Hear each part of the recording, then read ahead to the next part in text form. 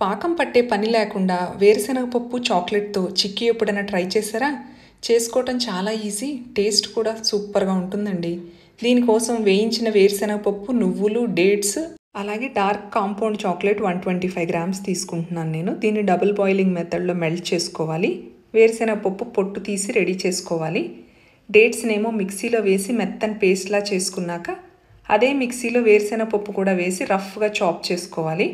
ఇందులో కొంచెం నువ్వులు కూడా వేసి ఇందాక మెల్ట్ చేసుకున్న చాక్లెట్ కూడా వేసి అన్నీ బాగా మిక్స్ చేసుకుంటే మనకి చిక్కీ కన్సిస్టెన్సీ వస్తుందండి. దీన్ని మనం రెడీ చేసి పెట్టుకున్న ట్రేలో కానీ టిన్లో కానీ వేసి సెట్ చేసుకుని పైన నువ్వులు చల్లుకుని ఫ్రిడ్జ్లో 1 అవర్ పెట్టి తర్వాత తీసి మనకు కావాల్సిన షేప్లో కట్ చేసుకుంటే మన పీనట్ చాక్లెట్ బార్ రెడీ అండి. ఫుల్ రెసిపీ కోసం నా ఛానల్ని విజిట్ చేయండి. వీడియో నచ్చినట్లయితే లైక్ చేయండి, షేర్ చేయండి, సబ్స్క్రైబ్ చేసుకోండి. Thank you.